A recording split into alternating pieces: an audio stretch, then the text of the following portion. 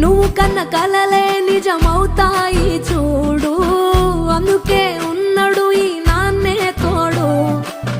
దశరథ మహారాజే నాన్నై పుట్టాడు, నువ్వు రాముడంత ఎదగరనేడు.